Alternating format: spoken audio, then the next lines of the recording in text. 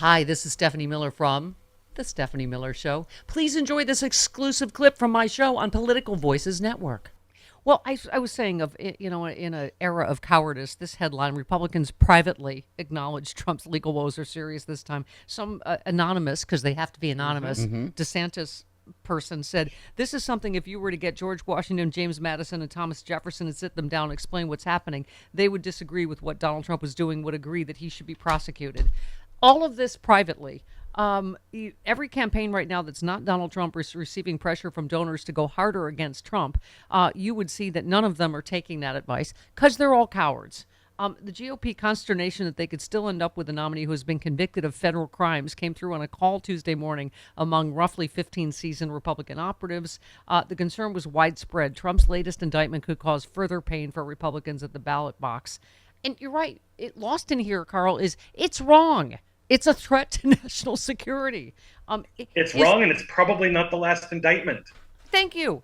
One of them said, is it the movement or is it the man? And if the man perishes, what happens to the movement? Republicans on the call, the person said, we're fearful this is going to be the face of what it means to be a Republican. Well, it should be. They've earned it. They created this monster. What do they mean by this is going to be what it means to be this is what it means to be a Republican, yes. Period, full stop. Yeah. I mean, many of the Republicans who spoke with NBC News said it would be smart for the Republican candidates to avoid hitting Trump too hard at first, but be sure to leave room to hit him later. That's the smart play, said Mick Mulvaney. The politics of this, not the law, but the politics depends on whether the feds have more on Trump than what the indictment indicates. They need more than what's come out he's been convicted of even so far. I mean, Lindsey Graham would feel much more comfortable if Donald Trump would actually shoot somebody on Fifth Avenue. Yeah. I mean, one of them said they're all chicken to go after Trump, which is honestly sad. These guys just don't want to do it. They're scaredless of Trump. I mean, period. And the Ted Cruz's and Lindsey Graham's, you got to go, what? I think it's, of other things, January 6th is what he has on them. They're involved. So because they're obviously still right out front. Well, we know what Jack Smith has asked for, right? He's asked for the phone conference. So I think people know that's coming. In part, that might be part of what's motivating the tepid response to the Trump news, is this idea that if you go too hard against what Trump has done, you're sealing the fate of others who were complicit in his actions. Yeah. And they may be willing to throw Trump overboard, at least at some point. But are they willing to throw over half a dozen senators and dozens of Republican House members? And Lindsey Graham finally said it out loud. I think they are terrified. And literally, this is, to me, an outright threat to the DOJ about January 6th. It seems to be selective prosecution. So President Trump has every right to defend himself.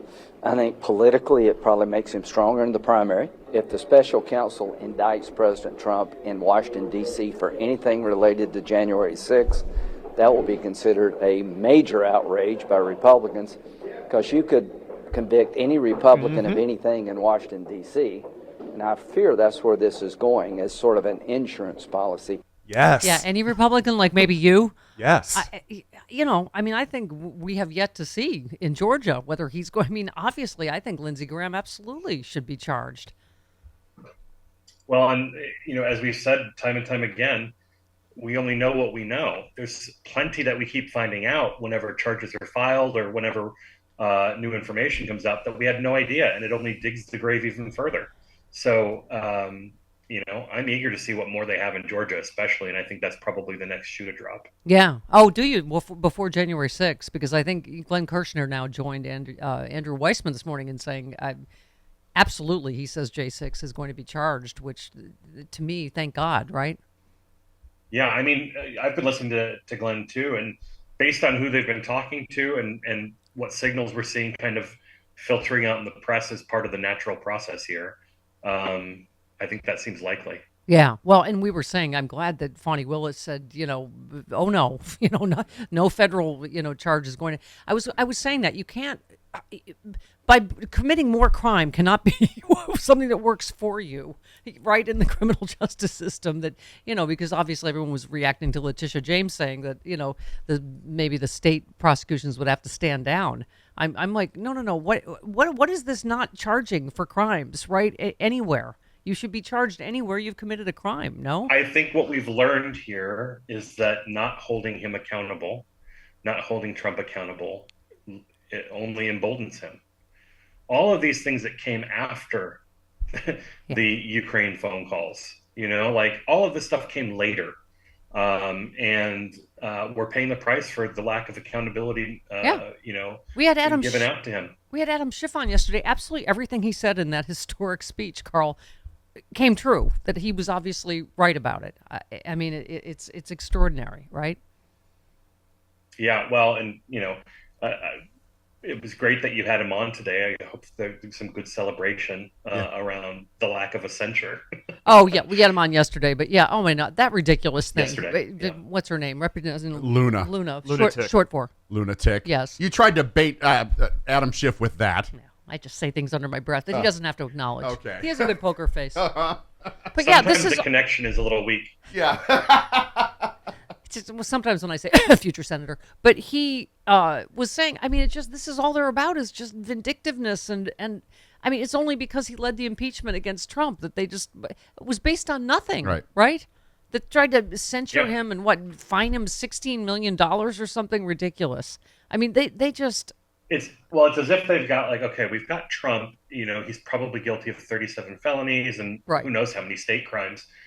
Who is targeting him? Let's just call him a bad guy and say that he's just as bad.